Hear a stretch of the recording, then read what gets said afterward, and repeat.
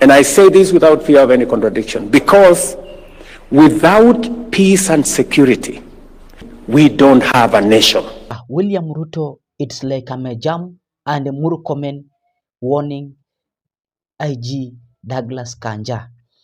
Because guys, maandamano ambayo inaenda kushuhudiwa haitakuwa ya mchezo, and that's why William Ruto ameamua kuitanisha urgent address today, na ameweza kudeliver information to Kenya police officers, wale ambao watakuwa wameasainiwa ile story ya kulinda wananchi upande wa Nairobi County. Unaona watu wangu?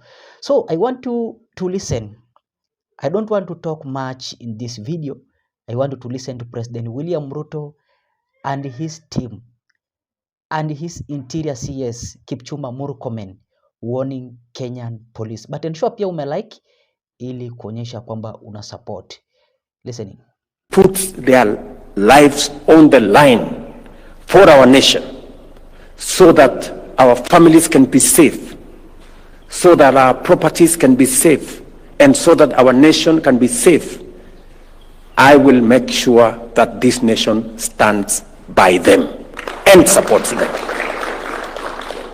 And I say this without fear of any contradiction, because without peace and security, without stability, we don't have a nation.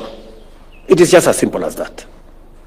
And as Kenyans, we must be clear on how we go and where we go and how we get where we want to get. I must say this as president, that without peace, without security, without stability, we don't have a nation. The people who put their lives on the line to make sure that our families are safe, that our properties and nation is safe and stable, are our security agencies. As they put their lives on the line, we as a nation will support them. This administration will stand by them so that they can discharge their responsibilities within the law and make sure that our nation is safe. For the people who want to undermine, demean, try to intimidate our security agencies, I am telling them you are doing the wrong thing. Our security men and women deserve every support that we can muster for them to secure our nation. And we must work with them. And therefore, to every police officer, from the constable, the man on the beat, I give you my assurance that the government of Kenya will support you, will stand by you as you secure our nation and as you secure our country and keep our families safe and our properties safe. I ask of every citizen and every leader to respect our police and to support our police to make sure that they secure our country. We have sufficient infrastructure to make sure that this happens within the law. I am very proud of what our policemen and women have done in Haiti, for example.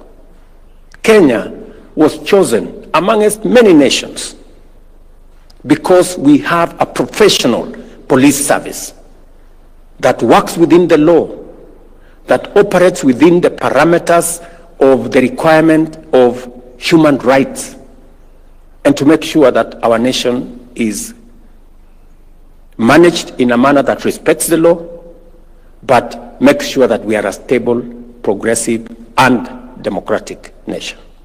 So to IG and your team, you have my support 100% to secure this nation and to operate for all of us, every citizen. Nobody is above the law. None of us is above the law. You cannot intimidate the police. You cannot use force against the police, or insult, or threaten the police. You are threatening our nation.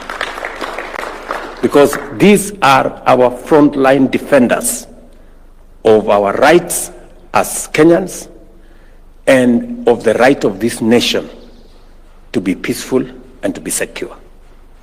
So, ladies and gentlemen of the police force who are here today, of the police service who are here today, I want to give you my assurance that as you secure this nation is going to make sure that you are also safe and your families are safe. What we are celebrating today, is a momentous occasion that, apart from the difficult job you have of securing our nation, you have also won the Premier League. What an achievement. Apart from all the difficult things you have to do, you have also found time to play good football. And you have won the Premier League because of discipline, because of commitment, because of the leadership that you have, and because of the commitment you have to this nation. Congratulations. And you have not just won the Premier League, you have even won the Women League.